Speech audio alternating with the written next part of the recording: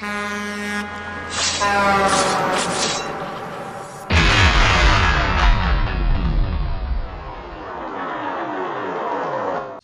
brothers. So look, the name of your gym, Kuzushi, how do you say Kuzushi Club Atlanta. Kuzushi Club. Yes, sir. Muhammad, what's your?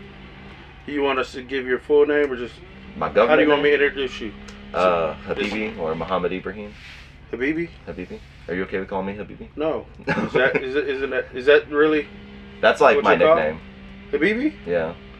Oh yeah, I was just gonna say, man, they just started freaking cutting trees down while we Soon we start recording. Yeah. I don't think it'll pick it up. I don't think so. Okay, I think it's too. Yeah, the hell it is. We can hear it in our thing.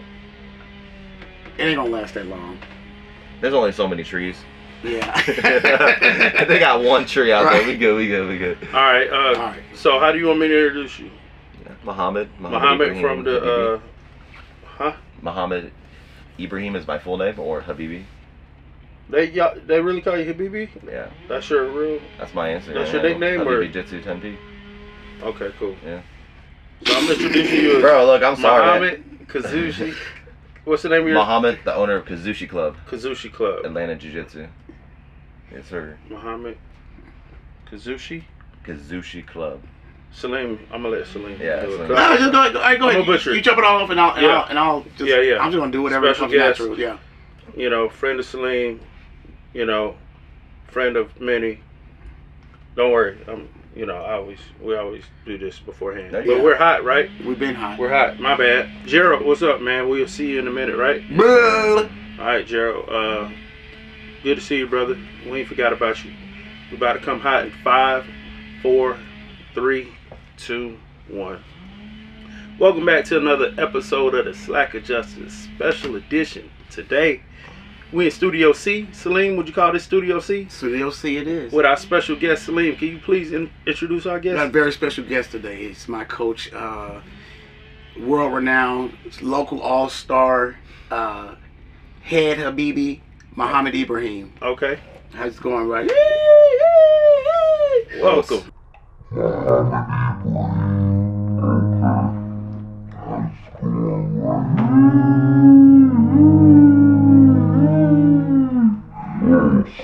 Thanks for having me, my brother. Us. What? So just before the podcast started going, we got to talking about it. What does us mean? Us? It's like a battle cry originally. Okay. And it's like it kind of is like a term of endearment or like respect to your instructors that stems from like Japan. Mm-hmm. It's like it stems back to like samurai culture. Mm. So, they're very serious people, and I mean that's cool. Like, have you ever trained at a judo gym? No. Bro, it's very different than a jiu-jitsu gym. I had an ex-girlfriend of mine. Her dad got his black belt from the Kodokan. You know the Kodokan? Nope. That's like the judo university. That's where so the guy that found judo, Jigoro Kano, he created the Kodokan, which is like the judo university where people go like from around the world, and he got his black belt from there, like directly from the Kodokan. Nice. He's super into judo. My ex-girlfriend was really into judo as well. That's when I started like kind of like falling in love with it. Okay. Because like my ex-girlfriend's dad would give me like private lessons in judo. Sure. And I would like show him jiu-jitsu. It was like really basic stuff, but it was just like mind-blowing at the time. But awesome. But the culture in judo is like very different, very serious. I remember I went to their judo academy in Florida, and I mean everyone's really nice, but dude, I am so used to like the Brazilian culture. It's like the laid back, the real, hey, we're gonna do some jiu-jitsu. Like it's very like laid back. Japanese culture is very different. Like for one, you bow on and off the mat. You bow to the instructor. Like it's because like in Japanese culture, like bowing is like the equivalent of like a handshake. Okay. You know that? I do know that. Okay, yeah. So it's like they're very respectful. Also, too, this is where I fucked up or made the mistake. Rather, sorry. It's no, you're good. It hasn't even been 2 minutes. Ain't been 2 minutes. Yeah, I'm already cussing. It's already messed up. So fuck it. Shit, fuck it. Yeah. But like I was drinking water, so I was like off to the side of the mats. And I'm like sitting on the mats, and I reach over and grab my water, start drinking it, and one of the black belts was like, "You can't do that. Wow. Like you have to step off the mats to get water." And I was like, "Oh my bad." It was some lady. I was like, "I'm sorry, man. Yeah, I don't mean to offend y'all." They checked you on drinking water. That's no, seriously, crazy. like they're very strict compared to like jiu-jitsu culture, which I don't think is bad. Like I mean, like it stems from Japanese culture. You know what I mean? Yeah. Whereas like jiu-jitsu, like a lot of it, like what we know today, like a lot of it stems from like Brazilian culture. I would say that's like the most Brazilian thing about jiu-jitsu nowadays. Is like the culture that came from it. That's like, you know, like we all wear flip-flops, we eat acai, we go hang out. That's why Celine wear flip-flops all the time. I know, man. It makes sense. I haven't started. You realize, man, Makes ever sense. since I started jiu-jitsu, now I'm in slides all the time. All right. Yeah, it's like part of it's like functional to get on and off the mats easier. Yeah. That's why I do it. But also too, like I didn't think about it until like growing up. It's like that's kind of like a Rio thing. It's like not that they invented sandals or flip flops, but it's Right. like they're like a beach town. And it's like Yeah. if you notice, like a lot of like Brazilians, like they generally move to like beach town areas. Yes. And it's like those, the white people in that area kind of like assimilate to the Brazilian culture. And like how many like middle-aged white dudes have you seen who just say "os"? Like they like a lot. You know what I mean? They don't even know what it means. You know what I mean? Right. It's like a battle cry, like a term of Never endearment. heard of it. It's I think the original term was like osu. It's like Okay. OSU. Okay. Rob Nelson did like Shotokan karate, so he knows like more about it. But it could have several meanings. It's Yeah. one of those types of words.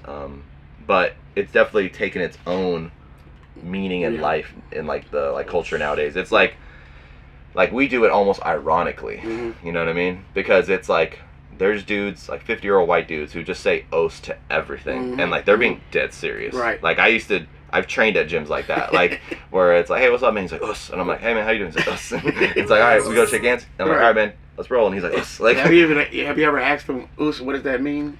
sometimes I'll say like, "What do you think it means?" Yeah, exactly. And they're like, "I don't know." It's like they'll use it for anything. Right. It's just like And they tell you not to do that on the mat. Don't ask me that on the mat. Ask me that off the Don't mat. ask me in front of my students what "os" means. Y'all just I'll tell jump you. right into it, man. Let's get a little Let's background on your guests, man. Y'all just had a 5-minute segment on us, which Yeah. I've never heard that term before. Well, you're new. You should train. You should come out and train Yeah, with us I'm today. trained. All right, arm wrestling. No, buddy. This is Oh, you fuck us up. Oh, I'm sure. I'll lose. Listen, you so your background. How long have you been doing jiu-jitsu? So I've been training jiu-jitsu for like 15-ish years now. Right. I started in 8th grade. First time I ever trained. Funny story.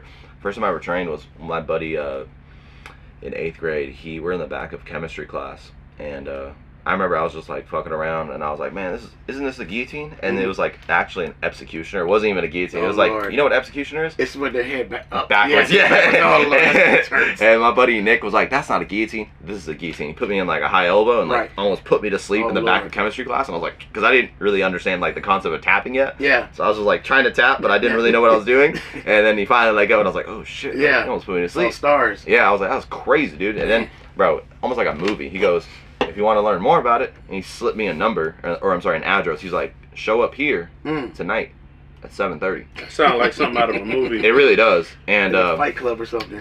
I mean, I'm in 8th grade at the time, so this is like 2008. So I don't really have a phone. You know what Yeah. I mean? I don't have like a phone to like put like numbers in and like shit. So I think I had like a Nokia maybe like a year after this. So but like I didn't have texting or anything. I just called my parents. Right. I had one of those bullshit phones.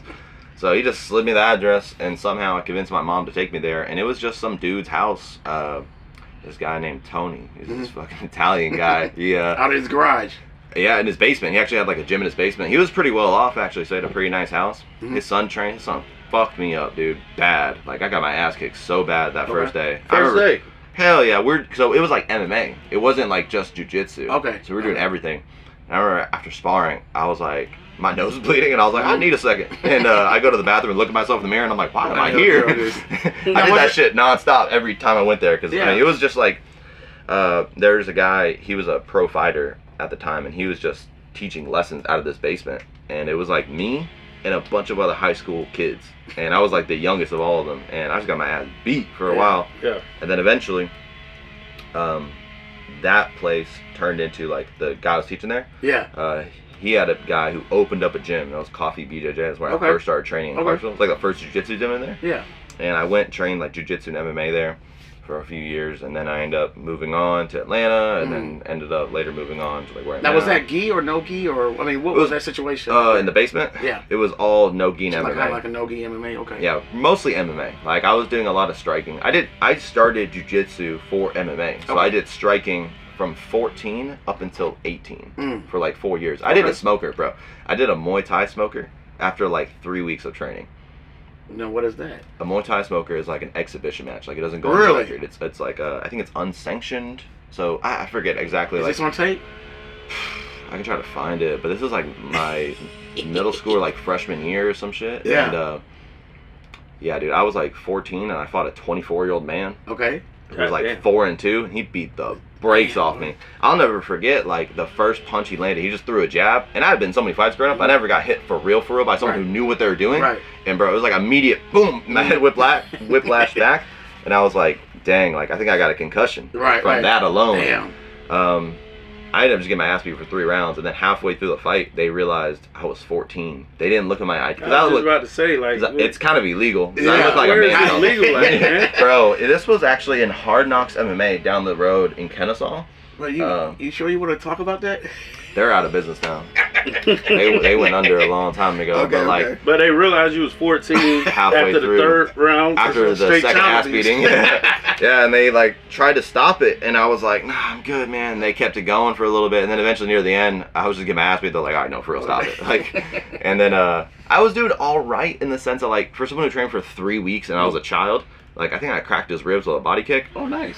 But I mean, he fucked me up, bro, with them hands. I was not, because I did karate for 2 years before I did MMA, but the issue was my karate gym, we never sparred. So it was like a McDojo. So I would go around in my karate gym and I would beg people to spar me. I was like a child, like 12 years old, like asking grown men like you, be like, bro, can we spar? Right. People are like, what the fuck's wrong with you? And like, it's like on hardwood floor and I'm training barefoot. I'm like, yeah, this is how it is in the UFC, this ain't bro. real? You don't know that? Get out of Yeah, here. no, seriously, that's how it was. And then, yeah, after that, I just remember sitting in the ambulance afterwards because they were like icing my face and shit. And they were like, man, you probably won't do another fight again, huh? And I was like, no, I'm definitely gonna do that shit. This is awesome, dude. I'm about this life, dude. Yeah. That's why. We was looking at you. Tim was, and you walked out for a second. He noticed something about you. Yeah, I was gonna, give you a little backstory. Salim just got on Instagram not too long ago, right? So he was trying to figure out the algorithms and just posted random stuff, having fun. And he posted this one video of some cops, at a what was it like? Is it a neighborhood? Yeah, it was like some, an episode of Cops something, and the cop was like, he didn't want to approach the guy. He didn't want to approach crazy. the guy, Yeah. because the guy had a cauliflower ear. He's like, I'm not messing with that guy. He has cauliflower ear, man. Right. He said, I'm not messing with him. He's cauliflower. When you came down and sat down, I noticed like, your ear looked different, man. I was like, what the? And what you was like, I'm gonna run out and get my thing real quick. I asked Salim, was like, Salim, is that a cauliflower ear? He said, he's the real deal, man. He said he never seen a cauliflower ear. I've never seen it in real life. But that video Salim had posted, it did a lot of numbers or whatever. And back then, Salim, I was like, Salim, what the hell is a cauliflower ear? He was like, that's when somebody's in combat or whatever. Like they're combat trained. They some bad motherfuckers. Yeah, pretty much. Stay away from the cauliflower ears. So you want to explain how you got the cauliflower ear, man? Yeah. So it's essentially just like anytime there's trauma to your ear. Yeah. It's like the cartilage in your ear rips or tears, and then the blood will like pour in. It's like your body trying to like heal it, so it'll like puff up, and then you could drain it. The issue is if you drain it and pull the blood out, your ear's gonna be super sensitive. Okay. Like, it's like, bro, I made that mistake one time. I drained my ear and went straight into wrestling practice in high school, and I immediately regretted it. Someone collar tied me, and I thought I was gonna cry because it was like your ears are so sensitive because it almost acts as like a padding the blood. But the thing is, it puffs up, so people are like, ew, like it's drain it, but like it does flatten out on its own. So like my ears, I actually never really drained them. The only time I drained my ear was because I had swelling on the inside of my left ear one time, and it was like my ear was swollen shut, and then I drained it. Oh man! Just for that reason, because I was like, I don't want my ear to swell shut. So does it ever go down naturally by itself? It will. Okay. It will. Yeah. So is that fresh? That's why my ears look. No, this is years old. Okay. This happened like long time ago. So do you wear it as like a badge of pride, like a? Nah, I don't give a fuck. Badge of honor? Nah, it ain't that deep to me. No. Nah. Other dudes look at it that way. I can't tell you how many times who are like, hey man, you got them UFC ears? What you do? Like, bro, it's man, I have so many funny stories of like, I'm like, one time I got locked out of my car in front of this gym I used to teach at, and I was just sitting there for hours just waiting for this motherfucker to pull up to open up my car door. And the first thing he says when he gets out, he goes, hey man, you got them UFC ears, you did that UFC shit? And I was like, man, open my fucking car. Exactly, man. I'm trying to get out of here. I'm trying to get the fuck out of here. It's cold as hell. It's a Saturday afternoon. I want to go home, man. And he was like, all right, man, don't beat my ass. I'm going to get this done. I was like, I've had some pretty funny stories. Yeah, I know now. If there's ever a conversation, I'm like, let me see your ears. Check the ears first. The funniest shit that ever happened. This is actually pretty recent. I was at like Office Depot trying to get some shit like laminated for the gym and printed off or whatever. So I'm tired, minding my business after like morning training. I'm exhausted. I'm standing in line. Some dude in front of me. He looks over at me and like he turns around. And then he turns around again. I was like, man, what the fuck is this dude looking at me for? And then he looks at me. He looks at my ears and he goes, You train UFC or like combat? And I was like, what? And he was like, yo, ears. Yeah. I know you do some shit. And I was like, it's always a middle-aged black dude too. It's like they're always like, hey, you about that life? This you? And I'm like, I guess I don't know. Right. Like, mind my own business, fight or what we gonna do? Yeah, like what? Are you gonna suck on my ear or something? Hey, no gay shit, bro. Chill. You said no gay shit. What do you mean by that? Are you gonna suck on my ears? Hey, no gay shit, bro. Chill. You said no gay shit. LGBTQIA.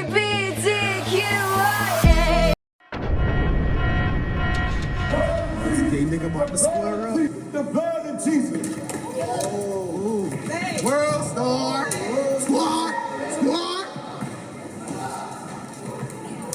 Oh, shit. This shit be true. Oh. Nigga got Tim's on. Oh, shit.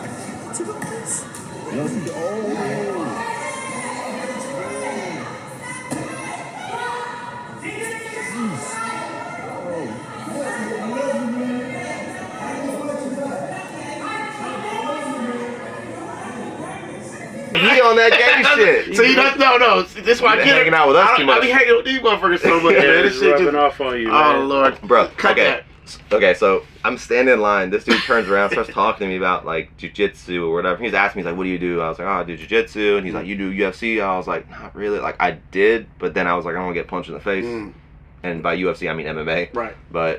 And then he was just like some old head dude talking to me about boxing. You know how that shit goes. Yeah, There's so many like old head dudes like, yeah, man, I did boxing back in the day. It's a conversation starter. And it's cool. Like, boxing definitely is a sweet science, and I respect it. It's just like, typically people from that generation look at boxing as more of a fight than MMA. I think it's starting to change now. Because, like, back in the day, like, the best boxer in the world was the best fighter in the world. Yes. You know what I mean? But, like, nowadays, people don't really look at it as that much. Right. It's more so, like, about the UFC. Right. I mean, it's more realistic, but it was Mixed so martial funny. arts. Yeah, it was so funny, bro. So this, I feel bad for this poor lady. I see her all the time when I go to Office Depot. I don't know what her name is, but she had some super basic old lady name, and she was just minding her own business. And she was checking this dude out of the register, and then when she walks back, he stops talking to me, looks at her, and he goes, "You see this man?" Agnes. Said her name. I'm not gonna say that's her name or not, but it had some like sounded like an old lady name. Yeah. He's like, "You see this dude out?" Agnes. You see this man, he all jacked, got muscles, his ears all fucked up. He'll beat your ass. And I was like, what? I'm like, bro. And he said it just like that. And bro, there was people behind us, and I looked at them, and they looked at me, and I was like, I don't know. I like, bro, because you know me, I'm very non-confrontational. Like, I'm a very like. This is a random dude. This is a random dude I just met. And right before that, he's like, bro, what's your Instagram? And he made me follow him, and he didn't follow me back. I was like, man, fuck this guy, dude. He over here talking shit, got all the problems, won't even follow me back. But it was so funny. The way he said, he'll beat your ass. And I was like, oh, damn, I'm hiding behind my, like, papers. And then he walks away, and then it's my turn for her to help me. And she's looking at me like all scared and shit. And I'm like, hi, man, I just need this. And then she's like, okay. And then she came back, and then she's like, oh, I think I messed this up. And I was like, it's okay, Irene, I won't beat your ass. Yeah, I said that, and she nervously laughed. I was like, oh, I think that made it worse. Oh, my goodness, that's crazy. I see her all the time, too, when I go there. She's now your friend now. That's man, awesome. Just a little bit of time we spent with you over the last hour before recording everything, I've noticed one thing about you. Besides my ears. You're an excellent storyteller, man. Oh, thank you, man. I appreciate it. You got some good stories. You can visualize everything you're saying. Good. Yeah. I feel like teaching jujitsu and like talking in front of crowds, like teaching and like I did theater as a kid too, and I feel like that helped me too. What do you mean? Okay. Not like I did plays, but I just did like acting class, like theater class, and I feel like getting used to like talking in front of people and like getting your flow is like a skill you have to build, kind of like competing, kind of like doing jujitsu. It's like it's a skill in its own right.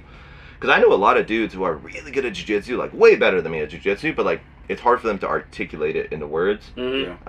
And it's not even that they're dumb. Like, they're smart people. It's just like like I see them get nervous and say like you'll see people have like these filler words like or whatever. Like they'll just kind of get nervous and like it's hard for them to get it going.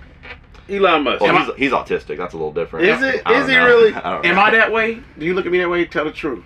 What, storytellers? I can't explain myself so much. So I say You don't like do all the that. time. What do I do? But you'll kind of like you'll tell one story, and instead of like going straight down the path, you'll go down some tangents before you get buddy. there. For real? Yeah, buddy. I was trying to be nice. I mean, I do that. I do that sometimes too. It's all good. It don't bother me. Go ahead, explain it to me. Explain me. This has turned into a therapy session. Yeah, that's what I want. Every podcast turns into a therapy episode. Pop out the pills. What do you got in your bag right there, fanny pack? About pills? Yeah, pop out the pills. I got nothing in here. We'll go down there. We'll go down there. We'll talk about that later.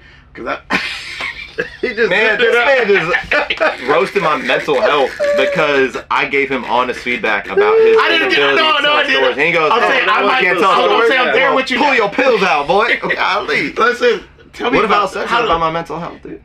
Are you? Am I? Tell me. I am now. Now I'm sensitive. It's 2024. You can't do that. I'm sorry, man. Yeah, you fucking Am I canceled? You should be. Fucking canceled. But listen, this is my podcast now. So you're an honorary slack adjuster, man.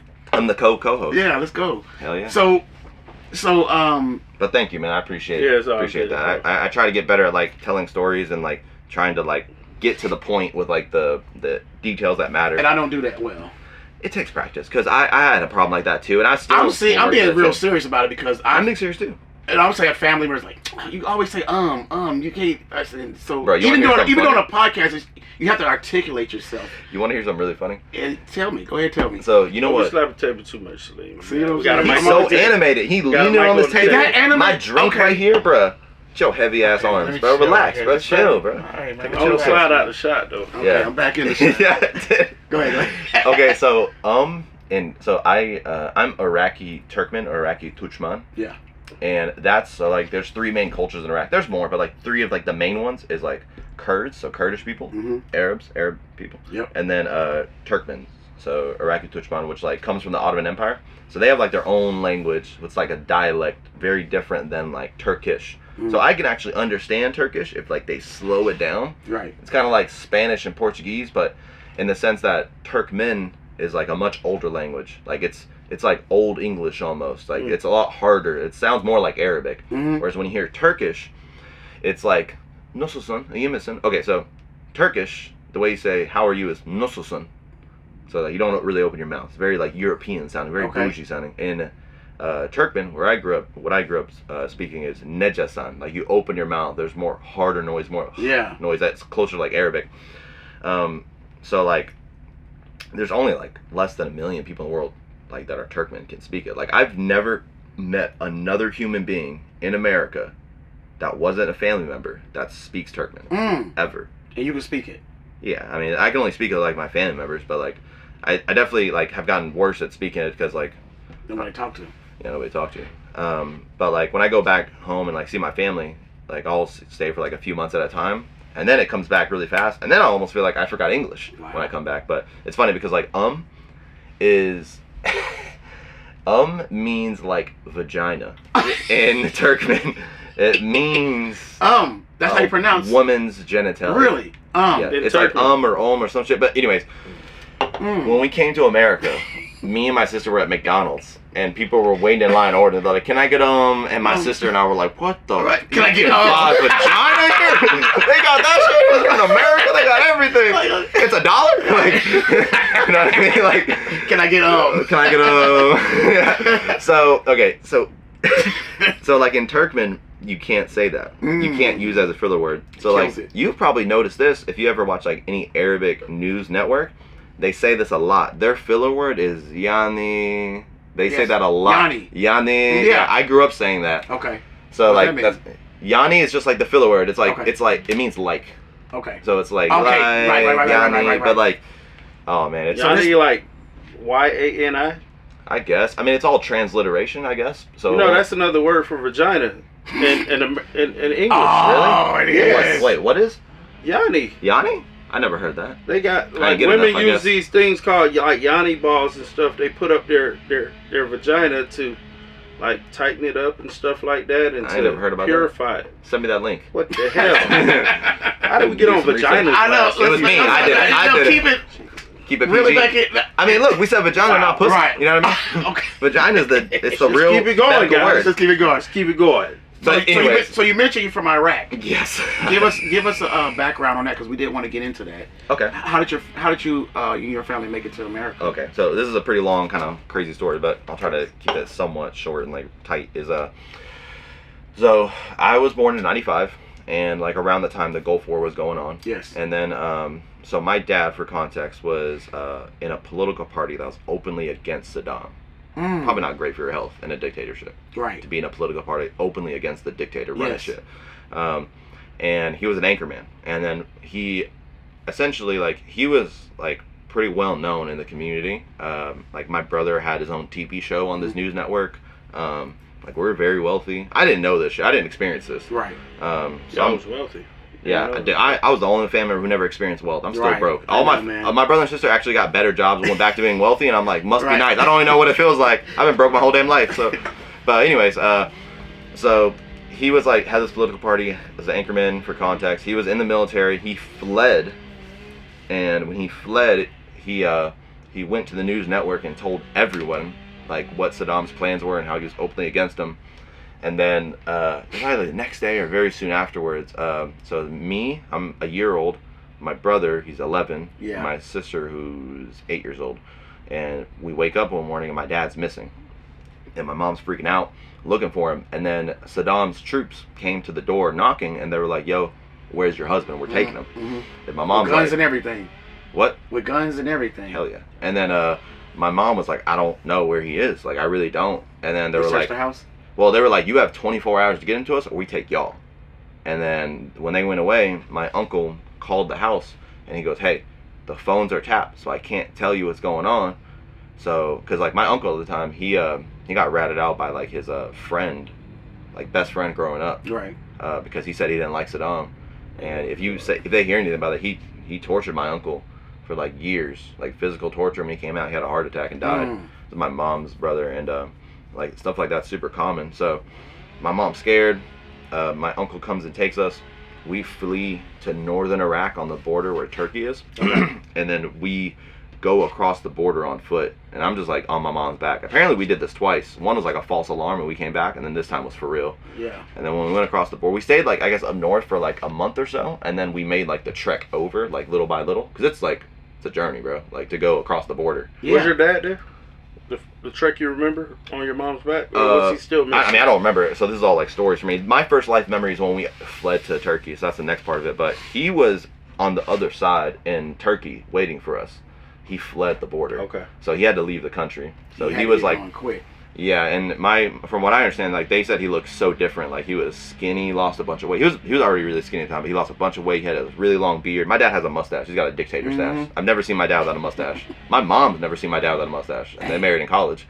But he had like a really long beard, really weathered, like he had really been through it, you know. And then we went from being super wealthy in Iraq, like owning a house. I think we owned several homes, had all this property. And then we went to Istanbul with like $50 in our pocket. And we lived in a studio apartment for the 5 of us. And that's actually where my first life memory was. Yeah. Was in Istanbul. I have 2 first life memories. One is, I forget which one came first. I think it's this one where I saw some dude get hit by a car in Istanbul and his leg was broken and he was like screaming in the streets. That's my first introduction to life. Wow. I know, No right? wonder you're so psychotic. I know, right? No, there's more, but there's more of that one. And then I just remember like looking at him like, damn, like somebody should help him. I think I was like with my mom or my sister or somebody, and they were just like held my hand. They're like, we gotta go. And I was like, all right. So, and then the next life memory I had is I actually fell. This is really why I fell off a wall, like a 10-foot wall, and hit my head. And this is crazy part. I didn't know about this for a long time. I assumed it was a first life memory, but I used to have nightmares about this for the longest time, of me falling, hitting my head, and waking up and be like, what's going on? Because I was in a coma for like a day. Damn. When I was like 3 years old. And then we didn't have any money for the doctor, so like I eventually just got out of the coma. But bro, I remember sitting on the wall with my sister and saying something and then just leaning back too far and then falling over, hit my head. And I remember we went back to Iraq or Turkey, and we saw our old house, and I would look at the wall that I fell from, and it's like, you remember it. I remembered it exactly, like from my dreams growing up, because I had that nightmare of me falling for 10 years, like a very long time. And eventually my sister told me about the story, and I was like, I knew that shit happened, because it was like one of my first memories that I remember. And but I think it was just because I got knocked out right afterwards that it was like hard for with you. Yeah, it was hard for me to like recall, but it always stuck with me. And then after that, also we blew my birth. We saved. Oh, it's a funny side story. They saved all my birthday money up for my 3rd birthday to like do a nice thing, and then I'm such a dick. I was a fat baby. I was born 13 pounds, so I love to eat. Yeah, I tore that thing up. You know what I'm saying? But anyway, so I was like, my dad hates me, bro. I burned down his favorite restaurant. He's like, damn, bro, I can't eat here no more. Anyway, so he they saved all his money up for my birthday, and I'm just this fat lazy baby. I'm just sitting. I remember this too, which is crazy. I'm sitting there eating an olive, and I take the olive pit, and I'm too lazy to put it in the trash, so I just put it in my nose and just deal with that shit later. And then they had to take me to the hospital to get it removed. All my birthday money, they had to spend it on, because we didn't have insurance. They spent it on the medical bill, just to help you out. because we're refugees, we don't have any money. And that was in Istanbul. That was in Istanbul. Anyway, so back to like the story of us leaving. Those are like funny side stories. Those are all like my first memories. Yeah. I don't remember anything from Iraq until we went back later on in life. But so that was my first memories of life at 3 years old. And then eventually we were there for like 2 years from 1 to 3, so 96 and 98. And then eventually in Istanbul. In Istanbul. So we lived there for 2 years. So essentially this electrician came to fix the house or some shit, and he was talking to my sister, and he was like, oh, where are you guys from? Oh, you guys are from Iraq. I bet you like Saddam. And she was like, no, I hate Saddam. He's an asshole. He tried to kill my dad, blah, blah, blah. And then he said, you should be careful what you say about Saddam, because he's got eyes and ears everywhere. And that's what all of his undercover agents would say. And my mom freaked the fuck out for good reason. And she signed us up for the United Nations Refugee Federation. Okay. So we were originally supposed to go to Clarkston, Georgia. Yeah. You know, that's where they sent all the refugees. Yeah. Or technically political asylum, whatever the technical word is. But we were refugees / political asylum for a while. And then we actually got sponsored by a church in Cartersville. This is pre 9/11. Very important note. This is 98, because this shit would not have happened 3 years later. No. No. Especially in Cartersville, dog. Oh, wait. I didn't meet another Middle Eastern person that wasn't my family until, like, bro, I think I graduated or I was, like, in high school. I was the only Middle Eastern kid from my school system from pre-K to, I think, 12th grade. We had another kid who's a refugee from Jordan. And I like watch out for them. Like, people try to give them shit, and I would just go beat their ass, and they're like, all right, chill.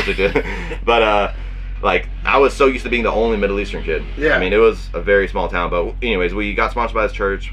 They gave us a house. We lived there for like a year, and it actually got torn down to like a sushi restaurant now in Cartersville. But then we moved to the house that I grew up in my whole life, and my parents are still at. And we've lived there since I was like 4 years old, and that's like that was like the rest of like my life kind of happened. It was like in America. So it's a fairly crazy story, but I mean, I'm glad it all worked out and like the way it did. Like, I probably wouldn't have trained jiu-jitsu if it wasn't for Saddam, which is kind of crazy to think about. No, seriously, like jiu-jitsu is not big in Iraq or in the Middle East really like that. And like, especially in Iraq. Wrestling was big in Iraq, right? In Iran. Oh, that's Iran. Yeah, this is why everyone thinks I'm Iranian. I know. It's kind of funny because like I'll train with people and they're like, man, dude, I had one guy who actually said, man, that's crazy. People, right? You did, like, your wrestling from Iran's really good. And I was like, motherfucker, I'm not Iranian. I never even wrestled. Like, they'll just, like, make that assumption. Like, literally everyone thinks I'm Iranian. And I feel like part of it has to do with, like, wrestling culture in Iran. Because it's, technically, like, most Aborigine or, like, native cultures, they all have, like, combat sports or wrestling embedded in the cultures. Very few that don't. But most of them do. In Muslim culture, like the Prophet Muhammad, peace be upon him, he wrestled. He actually talked about it. Like, he was like, you should. And I think he's right. It's good for you.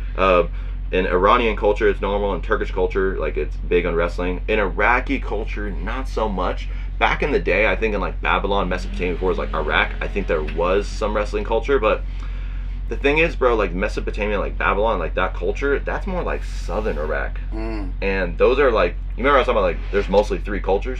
There are some cultures that are like subcultures from there, like the Assyrians, like the Christian Muslims from down south. I think they're closer to like Babylonian, like Mesopotamian, like culture, because that's like South Iraq. Where I'm from, northern Iraq, is more like Turkmen and Kurdish, Yeah. like Turkish culture and Kurdish, because Kurdish culture is like, it stems from like Mongolian and Russian roots mixed with Middle Eastern. That's what you was telling me last Yeah, time. so Kurdish kind of sounds Russian. Okay. Part of my family is Kurdish. Like my whole dad's side is like mostly Kurdish. They look white. My dad has green eyes.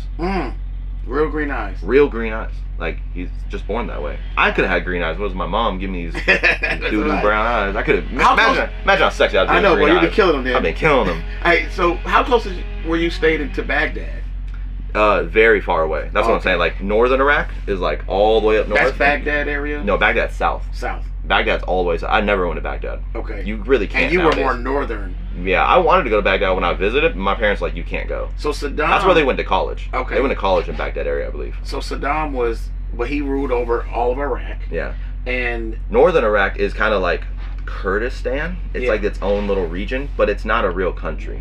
It's like a region, but they have U.S. backing now. So in Erbil, where my dad is from, where my dad was born, that's northern Iraq. And that's closer to like Kurdistan, Kurdish region. Yeah. And then where I was born, my mom and the rest of my siblings were born in Kirkuk, which is like more Turkmen culture. There's still some Kurdish and Arab culture, but the Turkmens are more like alive there. There's like been a lot of like hate towards Turkmens, like growing up, like they're like definitely the weakest. I think it's funny enough, they stem from like soldier, like I think it's like I think the Turkmens originally stemmed from like the warrior and like the artist of like Ottoman culture. So like they stem from like a very ancient class and culture, but now it's like very few people speak that language and have that culture. And there's way more Arabs, there's way more Kurds, and the Kurds have backing from the U.S. So you're gonna win every fight you do if you have U.S. backing. You have their military. And when the last time you been to Iraq? 2012. So you'll go back and forth, and obviously because Saddam's not there no more. Oh no.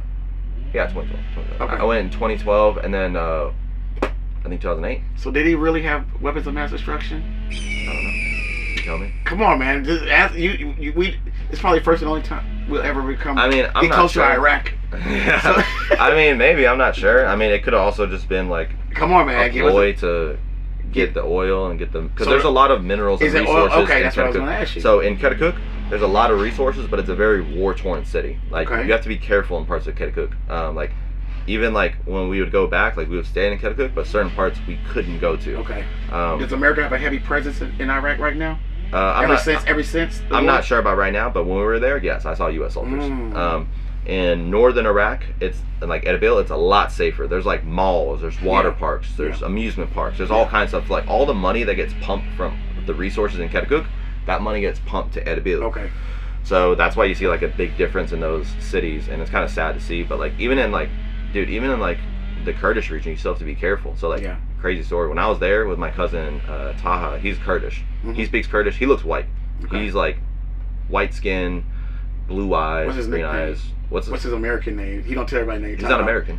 Oh, he stays over there? No, so remember I was talking about like where's he stay at? Tom. He's in Norway. So all my family members that fled the country, so the Refugee Federation, sent us to different parts. Yeah. We had choices, but we went to Georgia because my sister had tuberculosis Okay. at the time, so we got bumped to the front of the line. And Georgia and Iraq have similar latitude levels, so it'd be safer for her lungs. Really? They looked at all of that? I guess so. And we had choices of going to like I think Europe, the Scandinavian countries, or Australia. Like I have family in Australia, Norway, England, even like Canada. Like they got split over to all. That's why I didn't grow up with any cousins really. Yeah. Like I did, but like we'd have to go travel to see them. It wouldn't be very often. Like I didn't grow up with a bunch of family to hang out with. Yeah. Where's your family now, Habibi? I mean, that's why I Where joined jiu-jitsu. Yes. I needed a cult to follow. You know what I mean? I was looking for the cult. And speaking of cults, what's your main team that you train with? So I train under Planet Atlanta in Woodstock, Kennesaw, Georgia. Yeah. And then would you consider them a cult? Nah. No? Well, not Atlanta specifically. I guess Planet in general, Eddie Bravo. No, they're actually the most welcoming. I think it's like the people who like follow Eddie and like are yes men and like ass kissers, like they can be very culty. Okay. But I think that's just like human nature and hierarchy. Like the guy at the top, everyone underneath him wants that position. Okay. It's like you know what happened with like Islam, and like when the Prophet died, like the caliphate had to take over, and like Sunni and Shia started to happen. Everybody started acting up. Yeah. Exactly. So it's like there's like this power vacuum. Yeah. Once that guy leaves, and everyone's fighting for that top, and that's just like human nature. That happened with Saddam. Like you're saying that's happening in 10th Planet? No. I'm saying why like, you make the analogy? no, I'm just saying like because Eddie's like such a a cultivating figure. Yeah, yeah. And I think people see that and they're like, I want that. Oh, okay. I think that's where a lot of that comes from. Okay. It's not everyone. There's like some people, like you can tell, like they're just nut huggers, Yeah. and it's like, but people see through that. You know what I mean? okay. Like I know plenty of dudes who are just like clout chasing nut huggers, and it's Mm. like maybe on the outside they seem like cool to everyone, but like behind closed doors, everyone like doesn't take them seriously. So like they're not real. You know what I mean? Like Right. authenticity is real. Like you need that shit. Because so how long you been training at Tim Planet? Because I've been there about 3-4 years. about 3-4 years. Okay, Yeah. and you feel like it's taking your game to the next level? Yeah, at first I was just cross training because I was teaching at a different gym, and I was kind of like locked in with that coach because I was Yeah. working there, so it was like kind of hard for me to switch. And then I did that, so from 2020 till 2023, I guess. So for like 3 years, I was just cross training Yeah. technically. Like I was kind of on the team, but I couldn't officially be part of the team. Right. Like everyone treated me like I was part of the team, which I really appreciated, but like on the public eye, I couldn't be officially Tent Planet Atlanta. Because you're a pretty big figure in the Atlanta Jiu-Jitsu market. Is that what you Is want that to good to say? I don't know. You Should I tell say me. that? I don't know. Will people accept that? I don't know. Are you you think, as your place in Jiu-Jitsu in the Atlanta market, what would you be top 5 What do you mean? And what? Jiu-Jitsu guy, fighter, and are you the top guy? In top 5 at least? I don't know. It just depends what, like, how you're ranking this. No-gi, fucking We talking about weight, pound for pound? pound actual- for pound. Yes, I like Pound that. for pound, because pound for pound, you know what that means, right? That No. disregards weight. You don't even know what that shit means. You know what that means, Tim? So, pound for pound means like disregard weight. Like you Yeah. can't say like, all right, John Jones beats up Mighty Mouse. He's bigger. It's like Right. no, pound for pound. Right, Look at their right. skill I got level. you. Okay. Then I guess maybe around there. I don't know. Yeah. I'm not gonna suck my own dick and say I'm top 5. You know what I mean? I ain't gonna say that. Sort of a big deal. Then. Pause. You had some recent fights. You was kicking some ass past 2 weekends. Yep, I did New Breed last weekend. Had 3 matches, 3 subs. That last brown belt you went against was a pretty big dude. He was like, wow, 250? It's about New Breed. Yes. That guy was probably like 220 maybe. I didn't ask him for his was weight. huge, boy. But he was big. He was. He put you I in that. want to know what a stack is, dude. I told him, I was like, yo, what's a stack, dude? Yeah, What are you exactly. on? Let me get on He was it, on dude. some shit. And he was on some shit. Man. And he was pretty big. Caught you in that darts, and then you got out of it. Right. You gotta hit that extension. Yeah, and then he's like, stopped your neck. Like, God damn. Yeah, he was strong Go as back fuck, to work, dude. Yeah, he squeezed the shit out of my neck. Yeah. I mean, he was trying to squeeze the shit out of it. So when I got out, I kind of felt he was like, Yeah, I kind of got a little demoralized from Right, it. So I was right. like, cool, that's my cue. Let me Let's attack. go. Right, Yeah, exactly. right. Sorry, I mean to smack that, Tim. No, you good, bro. Yeah, that's So are you getting, like, is there money involved in these competitions that you're doing? Or? Sometimes yes, sometimes no. So the one I did last week, I got like $200, which ain't much. But and then that put me into a tournament in December where the winner of that gets $5K. So that's Okay. nice. But like, there's payouts more and more in jiu-jitsu. But like the tournament I did yesterday, there wasn't a payout, which is kind of trash. But they're apparently Naga's gonna start doing paid absolute divisions start next year. They're gonna start Nice. giving $500. I was like, hell yeah. they're gonna need to. I mean, you If gotta they keep want up. to keep, if you want to keep the black belts and the brown belts coming out, because they don't Exactly. get a lot of that attendance, Exactly. and people don't tend to not want to put themselves on the line for stuff like that. With what some of the higher ones like PGF. Yeah, I mean, honestly, it's kind of ACC. trash to compete in absolute divisions and not get any money. I'm Right. 190, Right. and I'm fat right now. Like, this Okay. is the heaviest I normally get. Like, I could get heavier, but then I'm just getting fat. Okay. Like, this is, like, my normal weight to be, like, healthy, but, like, I'm not, like, in my fighting weight, like, 180, 185, close to Right. that. But, like, I mean, I even can beat at 170 when I cut weight. Really? Yeah, I'll cut 20 Wow, pounds. that's crazy. Yeah. But, like, this is what I normally walk around at 190, you know what I mean? Okay. Like, bro, that dude I fought yesterday, so I did Naga yesterday, I had 3 matches, I got 2 subs, but the dude I fought in my second match, bro, he had to be at like at least 250, 260. And he Damn. was throwing the shit around me. Thankfully, I won by points, but Right. I hurt my, I don't want to say what I hurt, but I got injured, Yeah. like the match before that, and I was like, my corner was like, bro, you sure you want to do this? That Yeah. motherfucker big. That You dude still was got huge, 2 more yeah. matches. Like, Right. it's hard for you to move, you know, that part of your body, whatever. And Yeah. I was like, honestly, like, one of my, Do you want to show some footage? what's up? Do you want to show some footage? Social footage. Show some footage of the match. Right now? Not right now. Yeah, right now. No, it's kinda right weird. here. I'll do it later.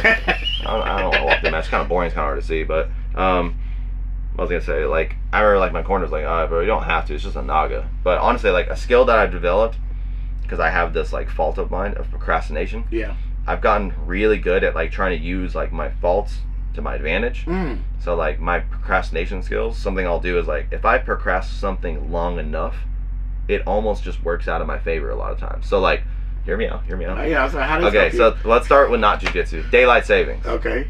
That clock, goes forward, goes backwards. Yes. You could change it, but guess what, dude? In 6 months, it's all gonna balance out. You know what I mean? Procrastinate that shit. It's all good. You know what I'm saying? Three less to make a right. You know what I'm saying? You know what I mean? But it's been working for you so far. It's been working, I guess. So, but like when I was like going to that match, I was just like, I'm just gonna procrastinate this feeling of making a decision if I'm gonna compete or not. Okay. And I'm just gonna get in the match and just deal with it. And that's what I did. And wind up paying top dollar.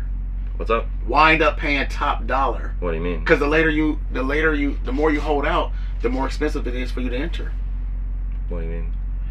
You sign up early, it's $90. You sign up late, it's $200. Oh yeah, no, I'm talking about like when I'm in the I did my first match and I'm slightly injured and I'm like, my coach is like, are you gonna go do the second match? I was like, I don't know, dude. Okay. Fucking figure it out. And then I just walk up and I just do the match and I just try not to think about it. Got you. And then halfway through the match, I had to stop and get a medic because that injury kept flaring up and that injury kept like giving out.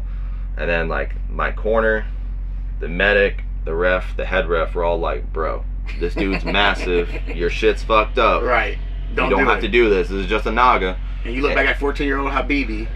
Man, honestly, I was just in like, the garage. And they just kept being like, oh, go talk to your corner, just make a decision. It's on you. And I'm like, oh, I don't want to make this decision. And then thankfully Elijah Carlton was there. He goes, bro, if you stop, you're going to regret that shit. And I was like, that's his way of saying don't be a pussy. And that's what I need to hear. And I was like, bet, let's do it. You stepped it up. Yeah, I was like, bro, like, cause I don't want to make the decision for me stopping. It's like, it's almost like it shouldn't really be on the fighter. And most of the time, in my opinion, like especially in the UFC, it's like you don't put like in the UFC, it's very it's very different. Like the consequences are very different. Where in the sense of like, if you get fucked up, you get head trauma. Right. Whereas like and jiu-jitsu is not that serious, but like for me as like an athlete, I don't want to be put in the position where I have to make this because I'm almost always gonna say, nah, I'm good. You know what I mean? Unless I'm dying and like I'm literally like dying. But like for the most part, I'm just gonna always be like, whatever. Like for me, like in the UFC, like when you see that, like they ask fighter, do you want to stop? And like they have to kind of do that. But the fighter's almost always gonna say no. Yeah. It's the coach that needs to be like, nah, let's make sure you don't get hurt. Exactly. With jiu-jitsu is not so serious, so like I can kind of break that rule of like, my coach was kind of telling me maybe we don't do this, but it's like, yeah, but this guy said don't be a pussy, so let's just go do it. You know what I mean? And I did it and like fucking won the match barely. I won by like 2 or 3 points, some shit. Nice. And that dude was fucking me up, dude. He was just cartwheeling. He was big and he was agile. I was doing cartwheels, just jumping around, like throwing his body weight on me, like, and injured me again in that match. Right. Make sure you clip that. No, we'll clip. We got you. Yeah, you can't let the ops know. You can't let the ops know. Right. Anyways, but yeah. So like, you plan on competing? Oh, you got your next competition in December. Yeah, so I got Nogi Worlds in December, and then I got that Ultimate Grappler the week before that. Yeah, 2 big ones. So I'm probably going to take the rest of October off, probably do one more next month, and then just rest up for it. Because I feel good. I feel pretty good, like competition-wise, in the sense of like my routine, my performance, and what I need to do. I feel like New Breed had a better performance because I had a better warm-up, and I feel like I was better able to like follow my routine. Yesterday, I felt kind of rushed. They changed the bracket several times, like 3. So I signed up yesterday, the day of competition. I know. I was 12:30 p.m. I just walked up. I woke up at 12 and I was like, let's see violence. Habibi. Yeah, I just walked up like, yo, let me in. Thanks, I knew the head referee, so he hooked me up. But they changed the bracket so many times and like 3 dudes dropped out after I signed up. I know, that's what... Bruh, that's why I do that. That's why I wait till the last second. God damn it, Mohammad. Yeah. One dude even said, he goes, bro, you a scumbag, bro. And I was like, come on, man. It's all good. It's all good, boy. And then he ended up pulling out. And I was like, that's fucked up. Yeah, so it kind of fucked up the time. Like I went from going at one time to like 30 minutes earlier. And I was like, oh shit, I gotta go. Okay. So I feel like that kind of like fucked me up a little bit. But that's my fault for not warming up faster. And understand, like, Naga, bro, anything could happen. Like, you might go 3 hours later, you might go 3 hours earlier. Like, we're supposed to go at 2:30. Bro, I didn't go until like 4:30. 4:30, yeah. So it's supposed to go at 4:50. Then I went at 4:30 all of a sudden. It's like, it's crazy. Dang.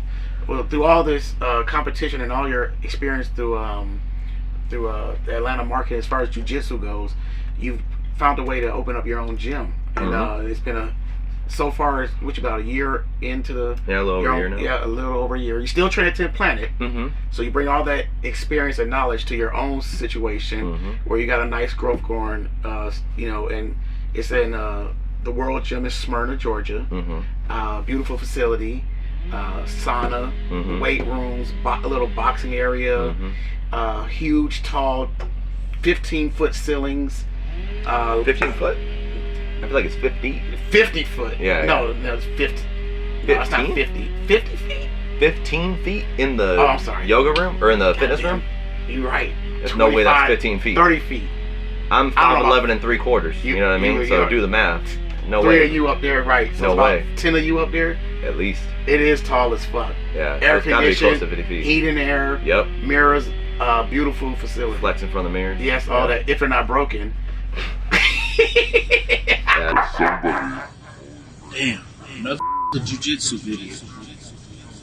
I don't even know what questions to ask. I have no clue what the hell they're talking about. Shit.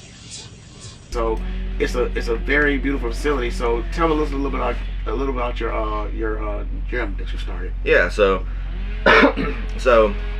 in 2023, so last year, closer to like February, I was let go from my gym.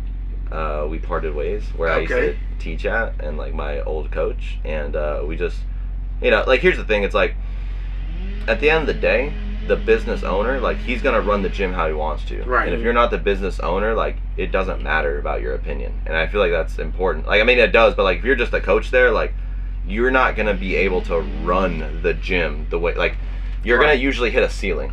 As like an assistant coach or some shit, you know what I mean? And that's pretty normal. It's like the tale's oldest time is like, a student leaves or they have some disagreement or whatever, and then he goes to open up his own gym, and like it's the tale's oldest time, man. It's just how it is, and I feel like that was important for me because I probably wouldn't have stayed, or I probably would have stayed there for like a super long time and just been just deep down kind of unhappy with myself. More so just because I felt like I had the potential to do something more than just like assistant coaching a few classes a week, and like do more of it to like make a living and try to like build like and foster like the environment that I wanted. And I think that's important because you got to understand, like, like no one's going to do anything for you, bro. You got to go out there and do it your damn self. Right. So if you want that environment, you want that career, that life goal, like you got to go out and just do it. And man, honestly, it's crazy because like when that happened, I was like, all right, I guess I got to open a gym. Yeah. And I went around, I asked dozens of businesses to let me sublease in there or start a program. Yeah. Bro, most of the time you don't even get a response. Right. No, they don't want to entertain it. Even before that, it's crazy. Like, we have me and Stu, the business owners, but we also had another dude who's supposed to be an investor. He's actually a guy who used to train me. He was gonna put up $100K. Wow. That's a lot of money. Hell yeah. And we had a lease ready to sign by the Battery for like our own brick and mortar location. Nice. And then he ghosted me for 2 weeks. What? And ignored me, and then finally reached back out to me after me like reached out to him, and he was like, yeah man, I can't do it. I was like, yeah, no shit. Right. I mean, we didn't sign it, bro. Like, and this was someone like he started training with me as a white belt, and like I kind of helped him throughout the ranks, and it was like someone I considered a friend, like someone I trusted, and it was like honestly like it was kind of heartbreaking. But I'm glad that happened because now I have the situation I have now, and I feel like it was better for me that way than get essentially a loan from a friend for $100K that I'm in an indentured servant trying to pay. A lot of pressure. And this is like a little bit lower stakes of like lower overhead, so it's easier for me to like learn as I go and then build up, and I think that's a better route. And then also too, like initially he was the person who came up to me and was like, bro, you should open a gym. And I was like, bro, I'm dumb, I don't even know what that entails, I don't even know how to do an LLC, I don't know none of this stuff. I'm not a businessman, I'm a jiu-jitsu bum, you know what I mean?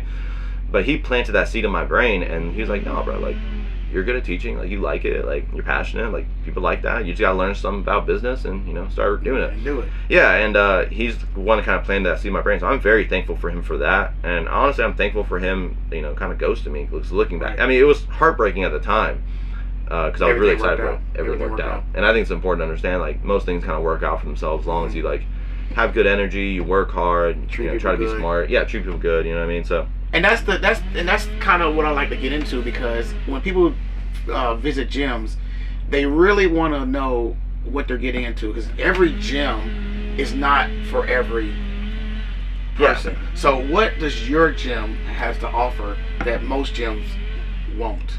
What can somebody look forward to when they come That's a to your good gym? question. Yeah, so I feel like some of the more obvious stuff is like amenities wise, like you're talking about. It's like most jiu-jitsu gyms don't have showers, they don't have weights, they don't have a sauna, they don't have all this stuff. And like for the price that we do, $165 for the members, it's like that includes the membership to the gym, and it's like that's a pretty good deal. It's a great deal. Because like most jiu-jitsu gyms in the area of Atlanta, like where good instruction are about $160. Yeah. They're about that same price, and like you don't really get all that other stuff half the time. Sometimes it's more and you get less. You know what I mean?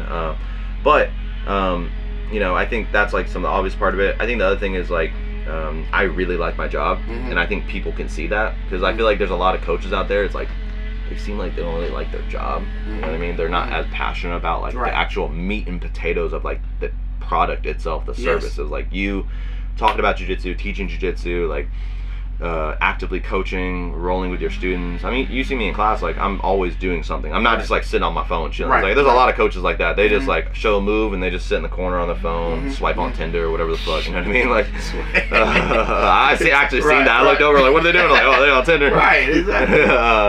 But yeah, like you know, I think that's like one of like the more obvious stuff. Like you know, I really take my job seriously. This is what I tell people. It's like an analogy. Like if you're doing something that's inherently dangerous. Let's say skydiving. Yeah. Inherently dangerous. Yes. You have the choice of two instructors. One is like a guy that does this like once a week as like a part-time gig. He's, you know, married, he's got kids, he's got another job. He's just a very busy guy. You know what I mean? This is just a thing in his life. It's kind of like a hobby. Yeah. So he doesn't really think about this when he leaves. But then there's a guy, he does this every day. He's obsessed. This dude's like autistic about like skydiving. He knows every little thing. This is his only gig. And he seems way more passionate about it. Which one do you think you would want to learn from? The one guy that's not going to tell me one little mistake that's going to not cause me to open a damn parachute. It's going to kill you, yeah. I mean, but seriously. Oh, like, I forgot to tell you that. Oh, by the way, yeah. But like in jiu-jitsu, it's kind of like that too. It's like it's inherently dangerous. Yeah. Oh, I think Gerald about to walk up Shit, in who's this that? Hold on. Let me see shit, what we what's got up, here. Gerald? Who's this right here coming in? What's happening? What's You ain't even recording it. Yeah, we got you. Ass. Oh. Man the camera while Goddamn, you got yourself, bro. What you mean? I know. Where we at? Man, you got so much shit to edit out. We talking all this shit crazy around here. Dude. Yeah. Good. Anyways, but Yeah, go ahead. I was just gonna say, like, jiu-jitsu is kind of like that in the sense of, like, you want to learn from someone who's really passionate about it and actually cares, because this shit could get you fucked up. Yeah. You know what I mean? Like, it's not a game. Like, you know, we all have fun, and I think that's a part of it that people like about the gym, too. It's, like, it's very informal and, like, a relaxed and chill atmosphere. Like, you know, I was talking about, like, in judo gyms, that's, like, very strict. Like, you bow on and off the mats. You bow to the instructor. You can't drink water while you're on the mats. Like, you have to go off the mats. It's, like... And that's cool. Like, that comes from Japanese culture, but, like, I'm American. Yeah. You know what I mean? Americans have very laid-back culture comparative to, like, Japanese culture.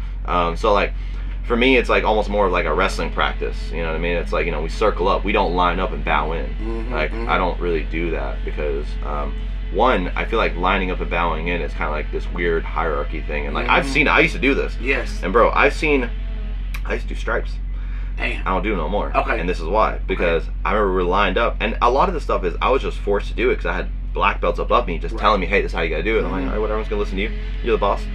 And I lined up class one time, and it's these two grown-ass men. And they were lining up, and they both were like 2-stripe white belts or some shit.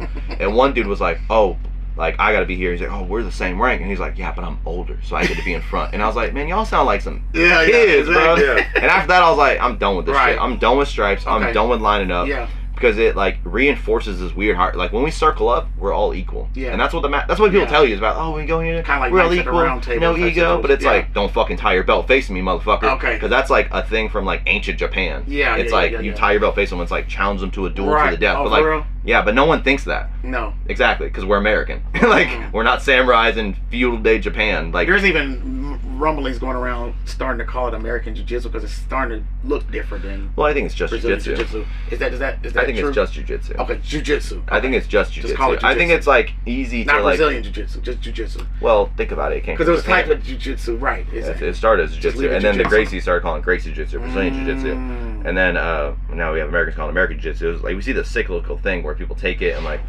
and there's even like, you know, documents of American Jiu-Jitsu like in the early 90s in America, like because a lot of so judo would send like missionaries to like different countries not to spread religion, but to spread judo.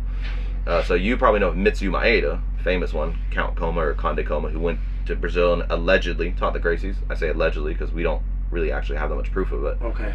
There's like a whole story down there too, but and then there was another Japanese individual, I forgot his name. It's a long Japanese name, so I probably can't pronounce it, but he went to America and he like taught it to Teddy Roosevelt and like people in the military and like cops there. So there's like documents.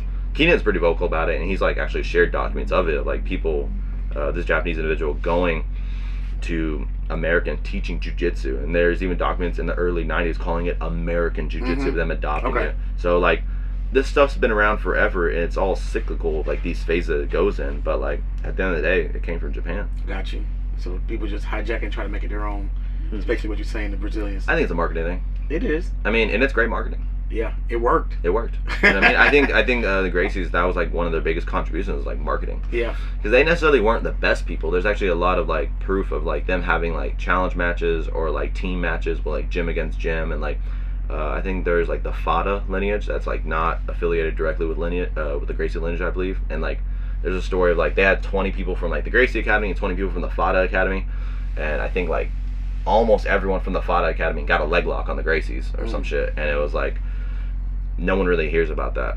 But that's because like that lineage, they're not very vocal, whereas like the Gracies are just generally a little more vocal. Like that, those are the people you hear. The people who are more vocal. They don't have to be the best. They just have to be most vocal. Yeah. So they were better at marketing and bringing it to the U.S. And you know, they did challenge matches with other martial arts. They started the UFC. Horn and Gracie did, and then you know he got his brother Hoist in there and all that stuff. So like that definitely helped spread it to America. I think that was one of their biggest contributions, was like spreading it, which is important because that's arguably more important than the technique. The technique can be great, but nobody knows about it. It don't mean shit. Got you. So, but like, did they invent techniques? Probably not. Got you. You know what I mean? So what's the let's say your 5-year plan. First of all, let's before you ask that question, how did you come up with Kuzushi Club? And then take us into 5 years from now, where you see yourself. Yeah, so Kuzushi Club is an affiliate under Sean Applegate at 10 Planet Atlanta, my coach. And it's kind of like a baby 10 Planet system. So like to open a 10 Planet gym, you have to be a black belt under 10 Planet, and I'm a brown belt, so I'm not able to do that.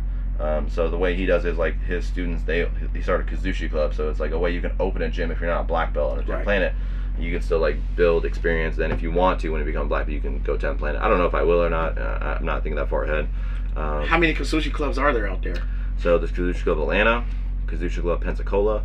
There's 10 Planet Gulf Shores, which was a Kuzushi Club for a while, but then Josh Yelverton got his black belt and turned into 10 Planet. Yeah, and then they're like, I think they're in a different gym right now, so I don't know if he's called 10 Planet Gulf Shores, but that was like that team name.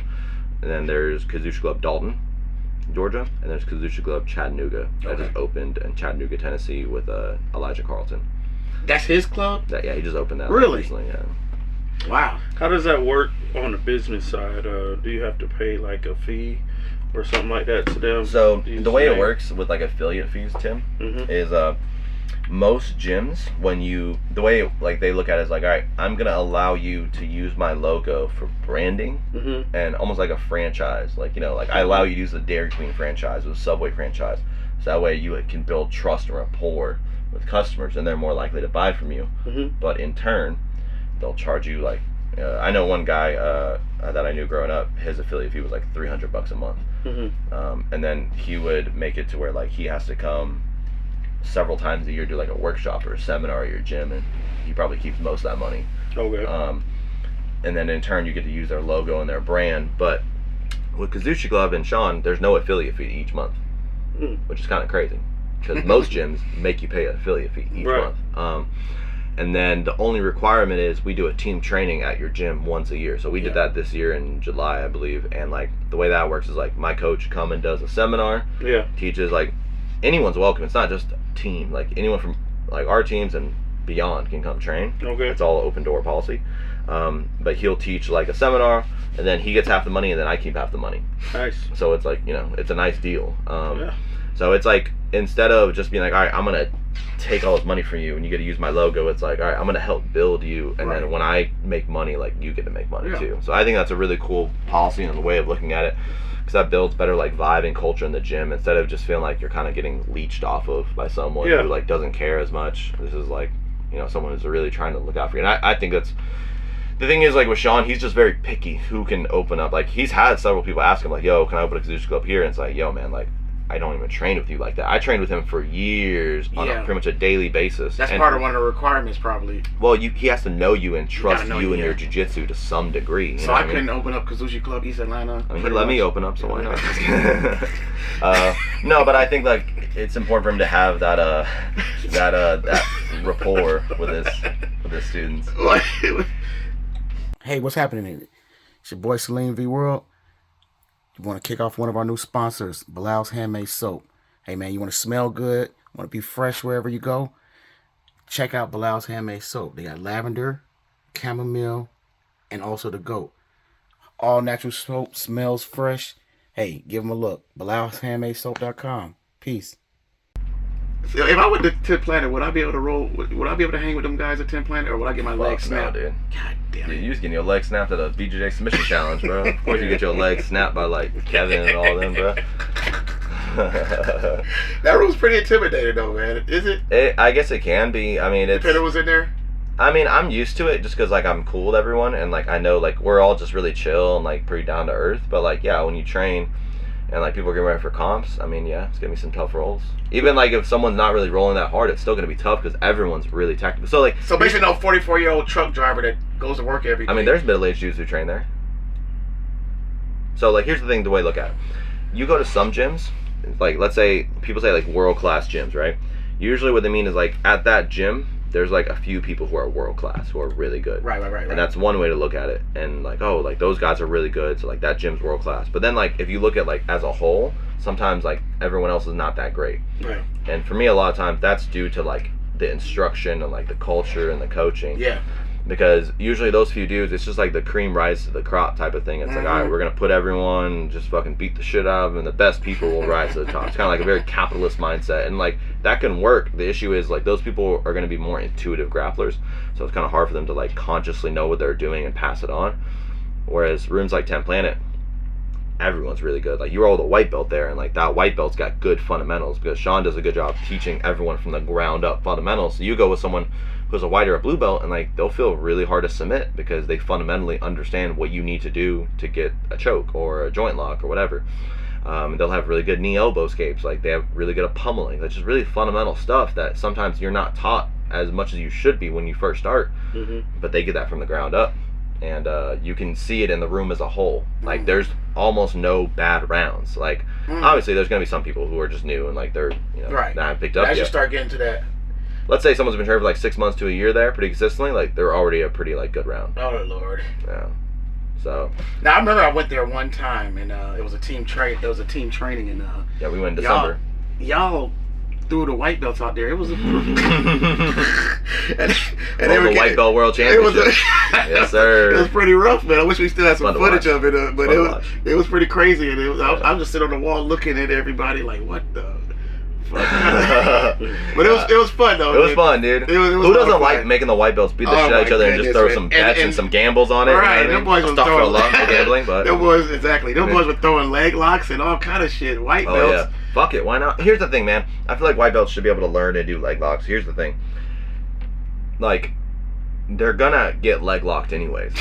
They need to know what happens in this position so they don't hurt themselves. Right. Because you can spin the wrong way and break your own leg. And that's really important to understand, like, hey, where are you safe, where are you not? It's like, it's almost like, so like some gyms will take like almost like an abstinence like approach to leg locks. Yeah. It's like, we're just gonna ignore it. Yeah.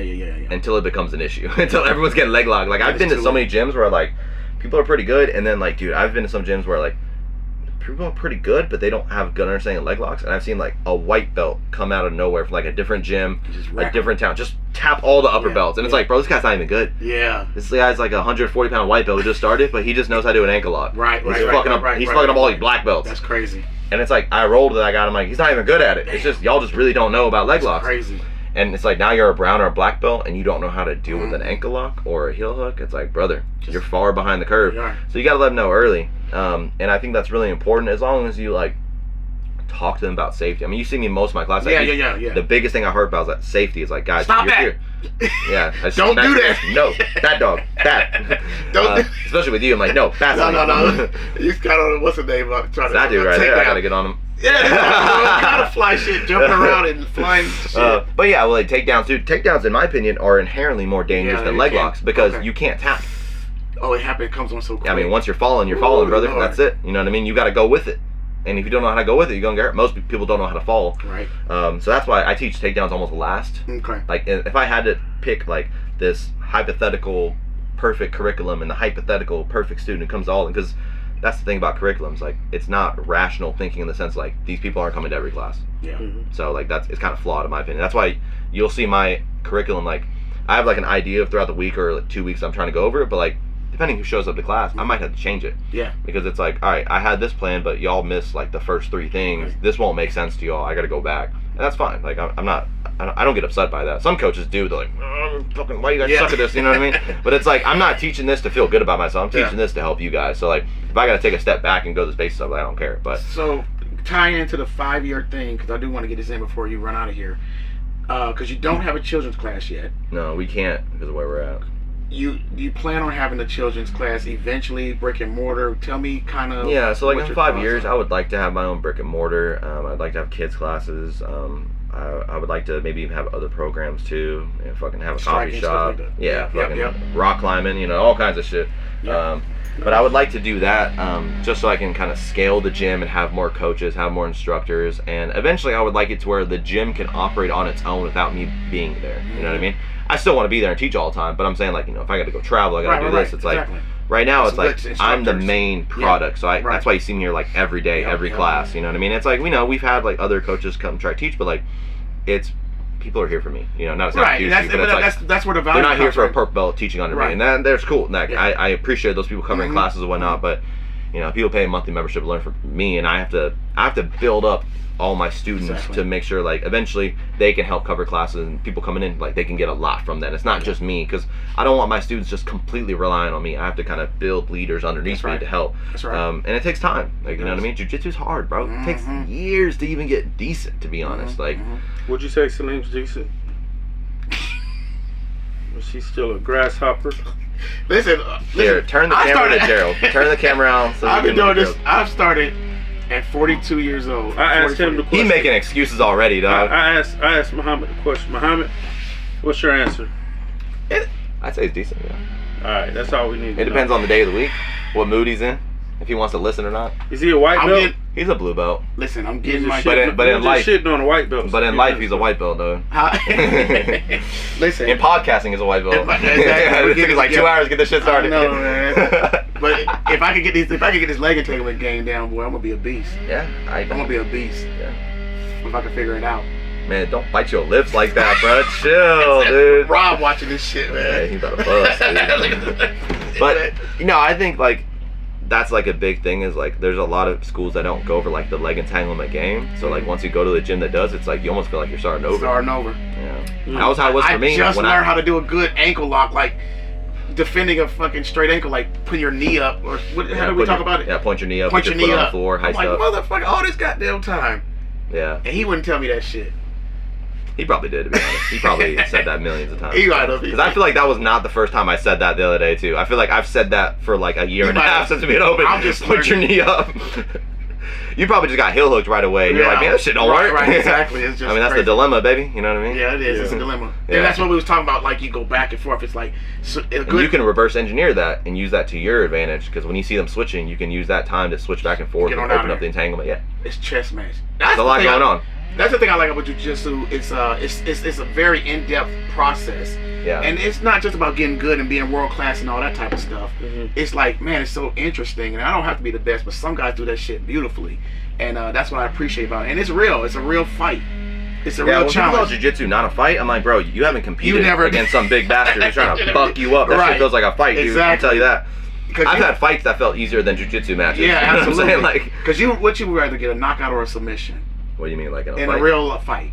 I mean, I guess like for like efficiency, if I could just get like a one punch knockout, touch of death, knock him out and go, that'd be great. Okay. But realistically, it's really hard to knock people out.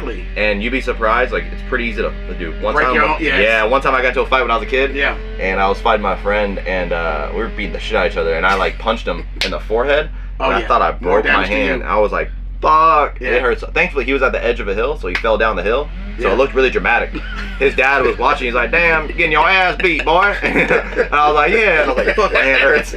And then you grab somebody. You But like take when you control choke of somebody, man, put them to sleep. yeah, it's easy. We all get choked the same, you know what I mean? We need Yeah. blood to the brain, you know what I mean? Some people are harder to get choked than others. Some people are hard to knock out. And it's like that one punch knockout, it's nice, but like if you don't get it, Right. it's What you hard. gonna do? Yeah, exactly. So grappling is also like, I would say like in a real life situation, it's kind of best to do grappling because here's the thing, it's like if you punch somebody and they fall back or they get knocked unconscious, they hit their head on the concrete, Oh, you're still responsible.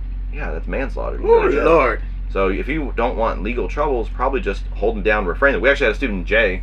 We make fun of Jay all the time, but Jay actually saved the day at his family's restaurant. Really? Yeah, you didn't hear about this? No. So, like, this dude who was like cracked out got into a car wreck right in front of his family's restaurant on the west side. And he came in, yeah, he was on some shit, and he went in. He was like looking for like knives or like silverware to like attack people or whatever the fuck. And Jay's so crazy. He took his shirt off, which just seems unnecessary. I think I've collar choked him with a shirt so many times. And he's like, "What if this guy's a blue belt in jiu-jitsu?" And he collar chokes me, and I look like it is. So he took his shirt off, and then he took this dude down. I guess like a body lock or like some double leg, and just took him down and held him in mount for like, dude, legitimately, I think like an hour until the police, because you know APD takes forever. So, hour? dude, I mean, it takes a APD, while for yeah, APD to right, get there, right. yeah, dog. If they had some fun. Unless they're right there. Right. Like, I got lucky one time in a car accident. The police just happened to be right there, and I was like, thank God. I know. But like, for him, he had to hold this cracked out dude for like an hour. He's just like holding him down on top of him. But like, that was simple jujitsu. You know what I mean? Just took him down, held him down. And then the cops came. He didn't have to do any damage. Everyone was safe. And it's like, that's Life ideal. goes on, yeah. That's ideal. Like, legally speaking and like realistically speaking, that's way better. Yeah. Because if you knock someone out, all this legal trouble. Yeah. And, Yeah. What I gotta will prove it, say yeah. is, since I met Salim, I've been hearing more and more about jiu-jitsu. Just to wrap things up, man, what would you say to somebody like me who is interested in jiu-jitsu? Like, give us a sales pitch on your gym, man. I mean, everything you said to me is a sales pitch, but somebody who's kind of on the fence, I think that story was great. You know, example of like why you want to do jiu-jitsu versus trying to do a one-hitter quitter on a crackhead. Yeah. You know what I mean? But give us a little pitch of your gym, man, and somebody like me that would want to just kind of teeter in the fence on jiu-jitsu, Yeah. because it is popular. It's, sure. it's catching on It's for definitely sure. catching on. It's becoming more mainstream. You got celebrities like Demi Lovato, Jonah Hill doing jujitsu, So stuff many. like that. It's funny you're saying like fighting crackheads. Like I fought a crackhead one time, and like, bro, like I'm gonna tell you something. Like I broke this man's leg. He didn't care. I had to hold him down to pin him. Like, bro, you ain't knocking this dude out. And if you do, he getting back up. Like Right. it's you have to use grappling to like refrain them from doing damage. You know. And I would say like jujitsu, like the biggest thing, if you're interested, is like you have to just go try a class. Yep. It's like trying to explain a color to you you've never seen. It's hard to Nice. describe. Okay. Like when I first saw jiu-jitsu, I just didn't know what I was looking at. Mhm. And that takes a while to understand what we're looking at, what the goals are, the different positions that could occur. And it's very overwhelming. It's very esoteric. A lot of people have this thing in martial arts like, oh, it's millions of, there's really not millions of moves. Like there's only like 6 positions, there's 5 submission chains, there's like 13 main submissions you're gonna do, and it feels like there's millions of moves, but like there's only so many things that can happen once you start breaking it down to like its core fundamental idea. It makes it a little easier to understand. I would say like if you're interested in trying jiu-jitsu, one, go try a class. Most gyms have free classes. We have a free class. Most people let you just come try a class. I would say take advantage of that and try different gyms to, like we're talking about, like figure out the vibe that works best for you. Some are a little more traditional, and that's fine. Some people want that. Some people want to put on the gi and you're like, yo, I'm the fucking karate kid. You know what I mean? Like that. I wanted that when I was a kid too, and I think that's good for like kids, like kids and teenagers. Like if I had a kids class, I would make them do gi just because like the structure and all that. Yeah. The feel of it. And like the aesthetic of it, like parents like that, you know what I mean? When I was a kid, I'd put on a gi and I feel like a fucking superhero, you know what I mean? But like most adults, like they don't really care for that after a while. Like they kind of like go their own ways, do their own thing, and that's fine. Like it's whatever works best for you. Some adults want that. Some adults want to just pull up in like shorts and a t-shirt and just almost like a wrestling practice and try it out. And like I would say if you're gonna try out and like actually sign up somewhere, try to find a gym where they really prioritize safety. There you go. Because man, there's a lot of gyms. There's 2 different approaches, like 2 sides of the spectrum. One is like they just throw you to the wolves, and it's like the cream rises to the crop, and you just figure that shit out as you go. Right. And there's the other side of the spectrum. It's like you don't roll or spar for like 6 months to a year, which is crazy. Bullshit. Yeah, it's bullshit, because the beauty of jiu-jitsu and combat sports is combat sports, you're actually able to like create a setting where it's like some controlled chaos, where we can spar and have live resistance. And that's the issue with like some McDojos, I would say, is like they don't spar. Like I did a karate McDojo. We didn't spar. So like when I got into a real fight, I was like, yo, shit's different. Because it's different when people are fighting back. And you need to feel that. And in a combat sports scenario, that's like the safest, most controlled setting besides like go get into a street fight. Right. You know what I mean? Because that's a terrible idea. Like signing up for an MMA fight is probably like the closest you're going to get without going around getting into street fights, of knowing what a fight is like. Because if you can handle that situation in competition, whether it's jiu-jitsu, wrestling, judo, MMA, like when the time comes where there's pressure in a real fight, you just go. It's autopilot. You know what I mean? So you have to do the work. I tell people all the time, like, I can teach you the move. That don't mean you know how to do it. Just because you know the idea of it, you need to apply it and actually build that skill. And when you get into a real fight, it's your skills. It's not your knowledge, really. Like your knowledge, that's one thing, but the skills that you actually apply and express from your knowledge, that's what's going to save your life. Gotcha. So I would say, like, you know, like that's probably one of the most important things, is finding a gym where you find that right balance of like, hey, you know, you get to do a little bit of sparring, but you ease your way in. So that's what we do, is like, I'll make the newer people do situational sparring, where instead of we just start from the feet and just regular go, it's like we'll start in just the position we work today, and the moment that position changes, start over. So that way it's more controlled, it's less overwhelming, you're less likely to get injured, and you can learn faster. Like imagine in school if I was like, all right guys, it's the first chapter, let's take this pop quiz. Oh, by the way, this pop quiz goes over chapters 1 through 20, and we haven't gone over that. You're like, what the fuck? Of course I'm not going to get this right. That's like throwing in a rolling. You learned one position. You learned to choke from the back. You don't know what to do. You end up in a million other positions. Like, I don't know what's going on. And I'm like, what? You don't know how to do this? Right. You know what I mean? Like, it's crazy. So I have to like ease it into you, kind of like in school. Like you learn the overall like idea of the chapter, and then you'll learn some different applications, like the nuance of it, and then we kind of like test it at the end, a little pop quiz. And we'll do that in class. Like we'll start with technique. We'll go over some techniques, go over some foundational ideas of like from that position, what we're trying to do. And then we'll do like a live go from that situation. And the situational sparrings are short. They're like a minute and a half per person, top and bottom, whatever. We'll switch back and forth. And we'll just do a handful of those. And after that, it's like, if you've never trained before, this is your first time, I tell people do like 5 to 10 of those classes. And then after that, you can start easing your way into sparring and regular rolling. And it's like, bro, you're probably going to do like 1 round at first, and you're going to be trashed. And it's like, bro, I remember the day I did 3 rounds, 3 5-minute rounds, and I was like a blue belt, and I was a teenager, and I was trashed. Like it takes technical efficiency. At first you're like, man, I need to get in shape. That's not really it, man. It's technical efficiency. I know black belts who are fat bastards, and they have good enough technique to just lay on you and not use energy. It's funny, like as I became a brown belt, but Gerald just pointed at Celine behind the camera. Right when we said fat bastard who lays on people. But it's okay. I can't win, man. It's okay. You're safe here, dude. Thank Not you. when Gerald's here, I but appreciate it, you're man. safe here. But like it's important to like ease your way into that sparring and like work your way in, because like you have to build that technical efficiency. Yeah. It's not about strength, speed, power, like all that stuff. Those are physical attributes, and all of these moves are based in some physical attributes, so it can help to some degree. Like if you're a bigger guy, you're probably going to gravitate to like big guy moves like a Kimura or like chest pressure. But like if you're a smaller guy, you're probably going to be pretty flexible and using your legs more. It's like that's normal. But like the idea of it is still the same. You know, it's technical efficiency. So like, you know, you don't have to be in shape. It's funny, as I've become a brown belt and got higher ranked, I've gained more weight since I was a blue belt, mainly because it's like my technical efficiency got better. When I was blue belt, I was working out like crazy because I had to. My technique sucked. You know what I mean? Like I had to be in shape to spam my shitty moves for an hour straight. You know what I mean? Whereas now it's like slow and efficient. Yeah, exactly. You can be slow and efficient. Yeah. So, I am slow.